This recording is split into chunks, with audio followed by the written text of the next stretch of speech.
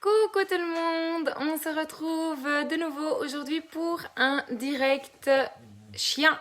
Donc ici on est en direct pour des petits tricks utiles à apprendre à son chien. J'ai sélectionné donc ici 6 tricks. Donc tricks, tours, ce que vous voulez. Pour apprendre ça à son chien. Donc on va attendre comme d'habitude que tout le monde se connecte et qu'on soit plus ou moins une vingtaine pour que je vous explique comment ça va se passer dans le live. Voilà, ça va être un petit peu différent que d'habitude par rapport aux questions, si vous avez des questions. Et donc on va vraiment voir, évidemment il y a plein... Voilà, ça c'est Lexa qui s'amuse avec le bip-bip. Donc évidemment, il y a plein de tricks que vous pouvez apprendre à votre chien. Ici, j'en ai sélectionné 6 qui sont pas mal, évidemment, d'apprendre ça à son chien pour la vie de tous les jours. Donc voilà, il y en a qui sont un petit peu inutiles. Je pense à croiser les pattes, par exemple, ou se cacher. Enfin voilà, c'est des petites choses assez mignonnes, mais qui est un petit peu, on va dire, inutile, si on peut dire, dans la vie de tous les jours. Ici, je vous ai sélectionné donc 6 tours utiles à apprendre à son chien. En tout cas, pour moi, c'est utile à apprendre à son chien. Donc, je vous laisse vous connecter. Je vous dis bonjour à tous. J'espère que vous allez bien. J'espère que vous passez une bonne soirée et une bonne journée. Et on est en direct ici avec Ivy, qui dort. Lexa, qui est en pleine forme. Donc voilà, il y a certains tricks que je vais vous montrer avec Ivy puisque Lexa ne les connaît pas.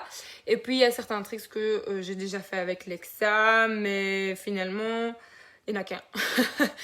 Donc le reste, je vais vous montrer avec Ivy. Coucou Flo, coucou Patricia. Voilà, on va encore attendre un petit peu plus que tout le monde nous rejoigne. Je suis désolée d'avoir reporté ça à 20h.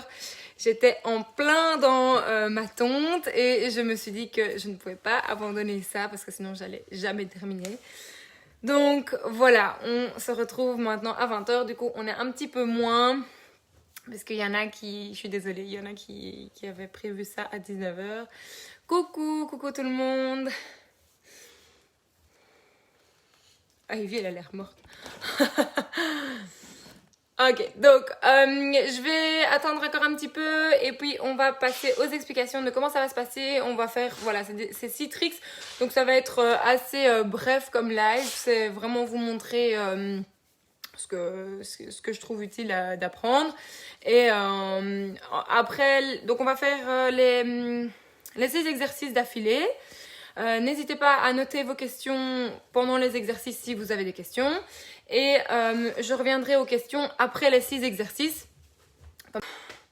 Oh, on a un petit problème Wi-Fi. Comme ça, j'enchaîne donc tous les tricks d'affilée. Et puis après, ensuite, vous poserez vos questions après. Donc, je reviendrai, ou bien vous les posez dans la conversation. Et je reviendrai après sur toutes les questions. Bon, voilà, j'ai coupé mon Wi-Fi. Alors, mon Wi-Fi est coupé.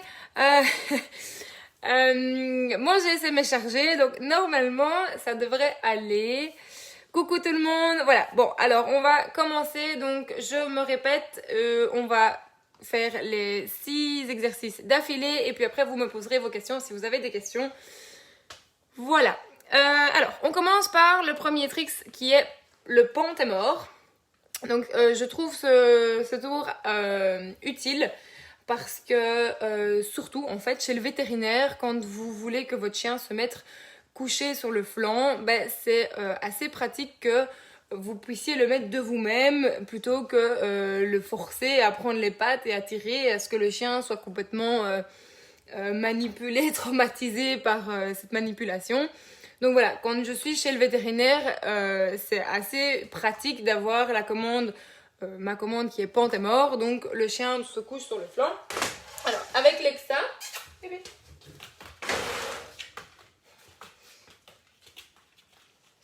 Couché. Bien.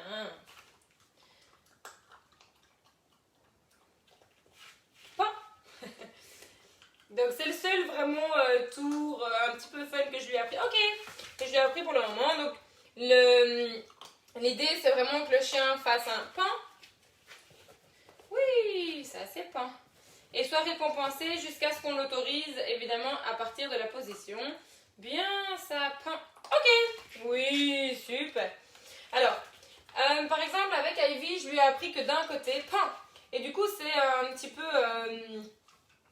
un petit peu limité par rapport à la manipulation chez le veto. Ok, si je veux la mettre d'un côté ou de l'autre. Avec Lexa ici, j'ai vraiment appris à le faire des deux côtés. Oui, pan. Et en fonction de où ma main lui montre, ok, j'ai pas mis deux commandes, donc c'est juste une seule commande, pan. Et en fonction de si je mets ma main comme ça, elle se met comme ça. Super, ok. Voilà, donc ça c'est pour le pantomore. Évidemment, l'idéal c'est de lui apprendre donc des deux côtés et dès le début. C'est toujours mieux. Et donc de toujours libérer le chien après la commande. Donc au début,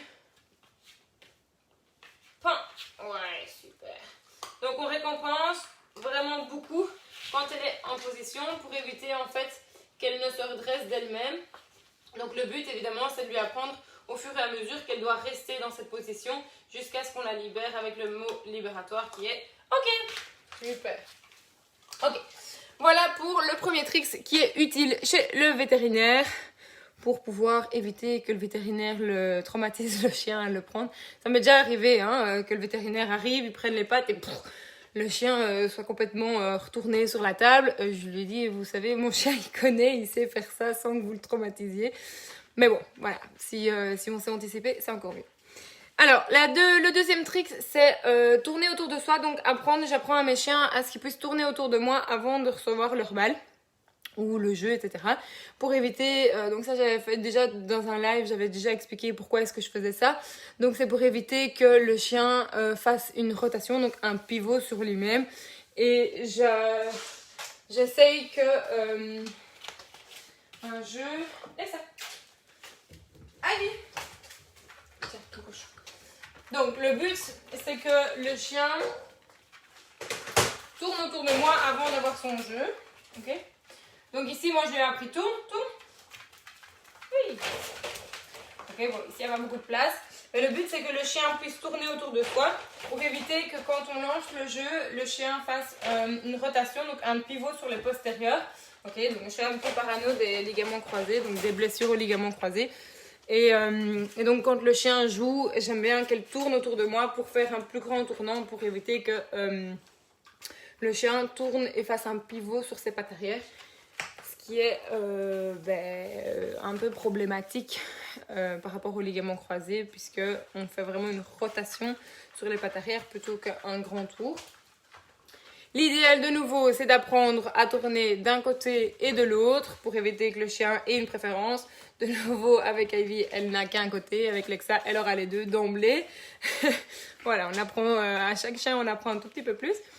Donc voilà pour le deuxième tour. Le troisième tour c'est un petit trick de fainéante puisque je suis un petit peu fainéante et comme j'ai 3 chiens, j'aime bien que mes chiens débarrassent leurs gamelles après avoir mangé et donc j'ai appris, mais il n'y a qu'Ivy qui l'a appris, mais j'ai appris à Ivy d'aller chercher sa gamelle.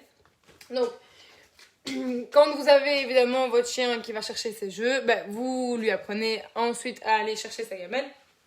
Allez.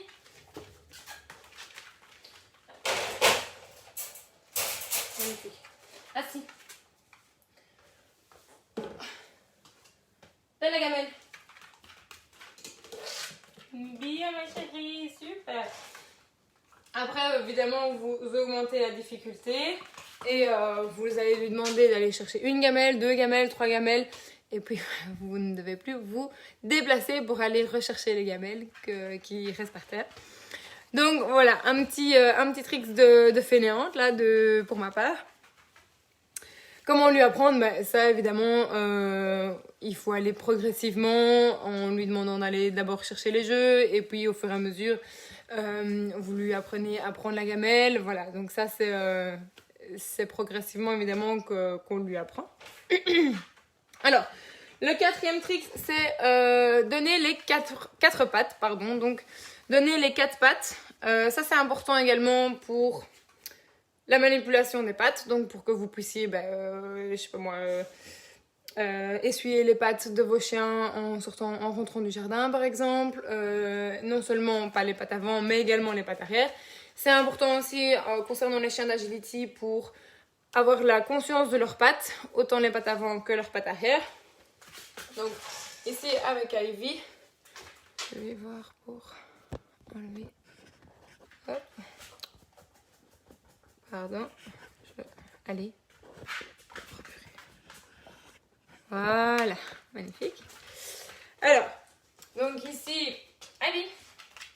Évidemment, tout le monde a appris à son chien à donner la patte. Oui. Et à donner le patte. Pot. Oui, super. Alors, quand les chiens sont bébés, j'aime bien ne pas leur apprendre trop vite à donner la patte parce que je préfère leur apprendre à toucher la main. Check. Ok, donc le nose touch ici. Check. Oui. Je préfère leur apprendre déjà à toucher la main plutôt qu'à donner la patte parce que c'est plus important pour moi de toucher la main. Et une fois qu'ils auront l'habitude de toucher la main, ils pourront commencer à apprendre à donner la patte. Pour les pattes arrière, donc ici, leg. Oui, super. Dans l'autre sens. Allez, là. Leg. Allez, leg. Putain. Oui, super. Ok, donc ici, elle vient vraiment me le donner. Leg. Oui. Leg. Leg.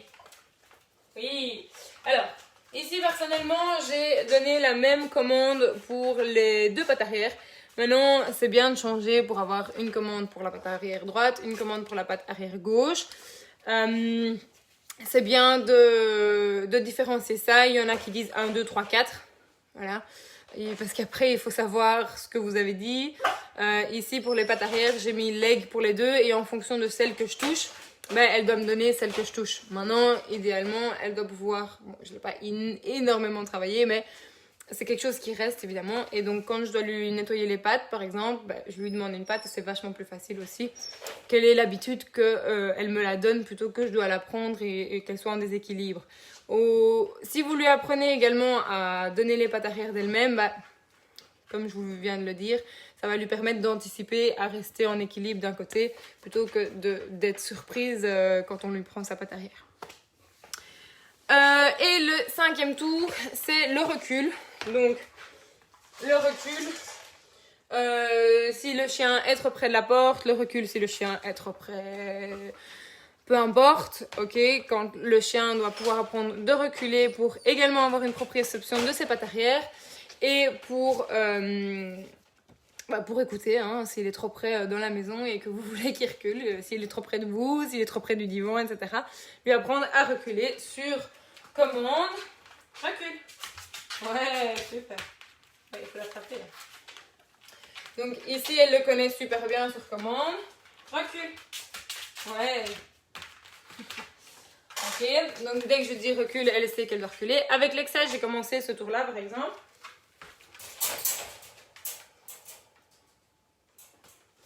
On a un bon exemple des autocontrôles ici. Ok. Qu'on a vu dans le live précédent. C'est bien, chérie. Donc, pour le recul, il y a 2 façons d'apprendre. Personnellement, j'utilise autant le leurre que le shaping. Donc, ici, pour Lexa, pour apprendre le recul, au début, je pousse avec ma main. Alors, ici, je n'ai pas... Ivy, descends. Normalement, je fais un couloir. Lexa. Hop. Normalement, je fais un couloir.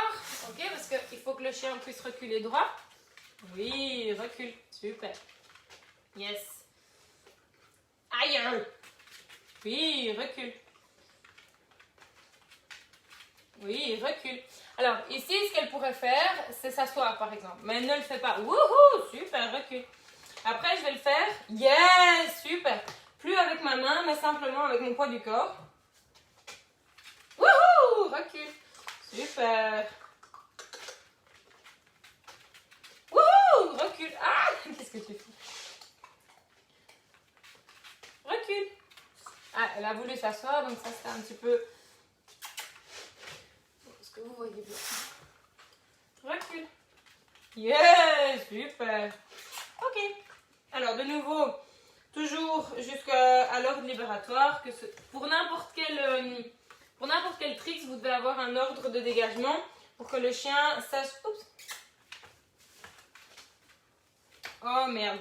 Pardon. Mais évidemment, j'avais pas mis son panier juste à côté. Elle peut un petit peu confondre. Recule. Super. Alors si vous voyez qu'il commence à s'asseoir, bah, on recommence à lever un petit peu le chien. Ici, je vais attendre un petit peu. Oh bébé, t'es confuse, hein? Yay! Oh merde. Yeah.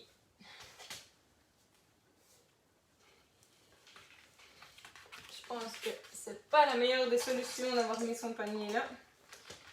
Je vais refaire un petit peu au leurre. Ouais, super. Recule.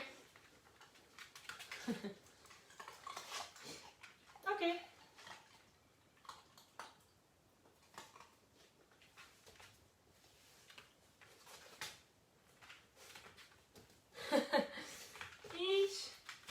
Recule.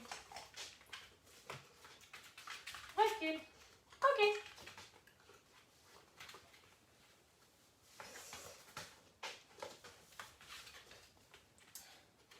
Bon, elle me le faisait mieux quand je mettais 2 planches, évidemment, et pas son panier, mais bon.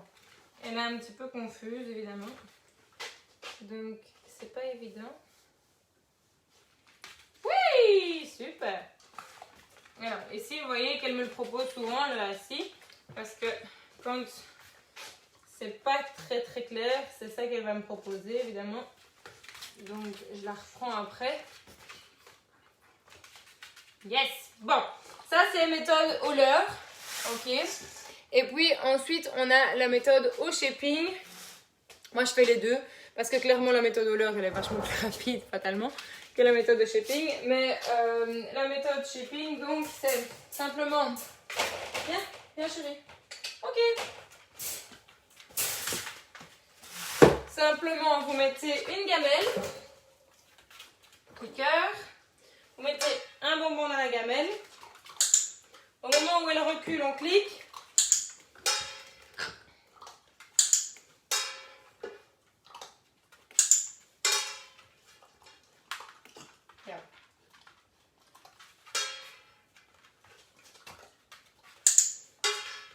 Et au moment où elle recule, on lui dit recule.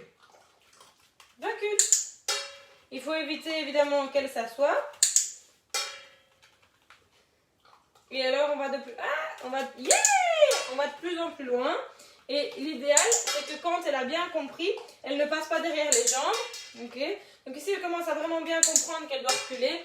L'idéal de nouveau, c'est de mettre entre 2 murs ou entre 2 planches pour que le chien puisse reculer tout droit. Oui. Recule. Recule. Bien, chérie. Ça, c'est bien. Oui, recule. Super. Recule. Et ici, vous voyez que comme je l'ai fait au leurre juste avant, elle a plus facile de me le proposer. Recule. Bien. Recule.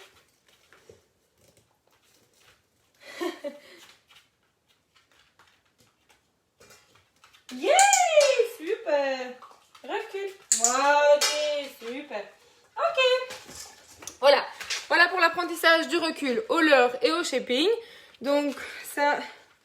Bon, ici, je vais déjà dire recul quand elle reculait avec la gamelle. Maintenant, au début, on ne dit rien, bien évidemment. Et puis, au fur et à mesure que le chien connaît l'exercice, on rajoute un mot. Une fois que le chien a vraiment bien le mouvement. Ici, elle a vraiment bien le mouvement. Elle ne s'assoit pas à la fin de l'exercice ou en plein milieu. Donc, elle commence à vraiment bien connaître le mouvement. En tout cas, avec la gamelle. Donc là, on commence à rajouter un ordre, pas avant. Voilà. Pour le recul... Et le dernier tricks tour, donc j'en ai fait 6 aujourd'hui. Et le dernier tour, c'est ranger les jeux du chien qui traîne dans la maison dans sa boîte, si vous avez une boîte de jeux. Donc ici, par exemple, j'ai pris une bassine parce que la boîte, elle est dans la maison. Donc j'ai pris la bassine pour la démonstration. On va mettre Lexa en cage, sinon... Viens bébé.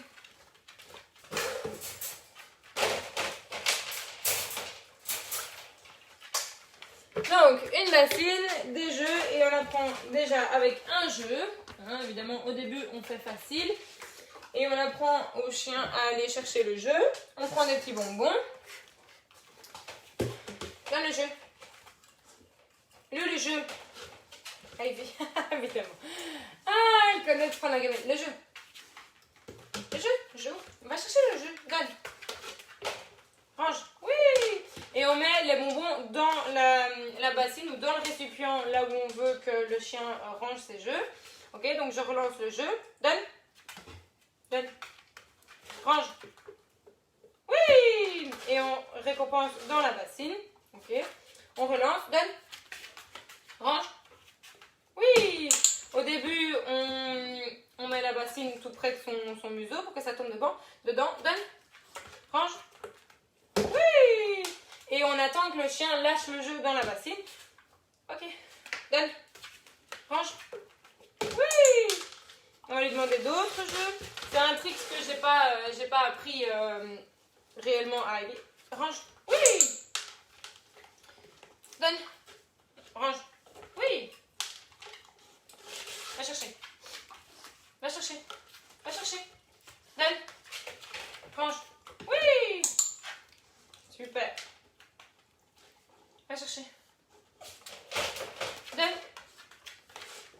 Donne. Ah, donne. Range. Oui. Super. Bien chérie. Ok.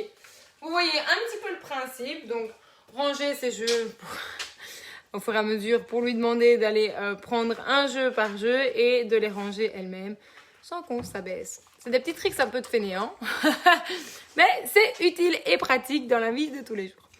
Voilà pour les 6 tricks. Si vous avez pu suivre tout, magnifique. Si vous avez des questions, n'hésitez pas à me les poser maintenant. Je vais reprendre la petite discussion. Hop.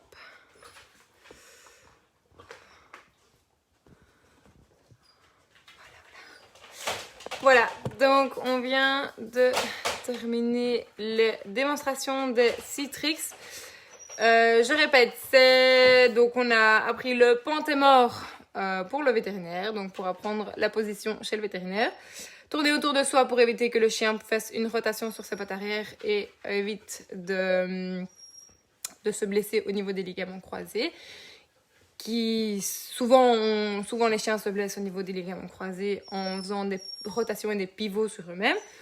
Aller chercher la gamelle et ranger, donc donner la gamelle pour qu'on évite d'aller les chercher. Reculer sur commande, donner les 4 pattes sur commande et ranger ses jeux dans la boîte. Voilà. Donc ça, c'était un mini live des 6 exercices, que je trouve utile. Est-ce que vous avez des questions? J'attends un petit peu parce qu'on est en différé. On a Alexa qui s'excite. Grillé. Ah, ça c'est bien. Ah, on a appris à être calme dans la cage. Hein. Elle vous fait une petite démonstration. Voilà, donc si vous n'avez pas de questions, on va se quitter maintenant.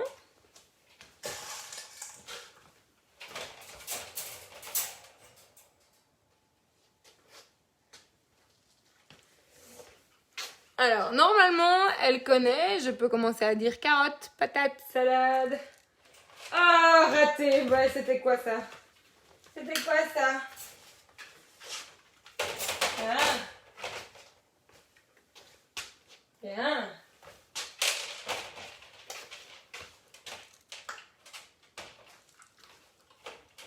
Je pense qu'on n'a pas de questions. Ok. Super. Merci à tous d'avoir participé au live et on se retrouve peut-être pour un prochain live si vous avez des idées et si vous avez une envie spéciale de sujet pour qu'on puisse refaire un live. Donc voilà, je vous souhaite une bonne soirée et on se retrouve à bientôt. Ciao, ciao.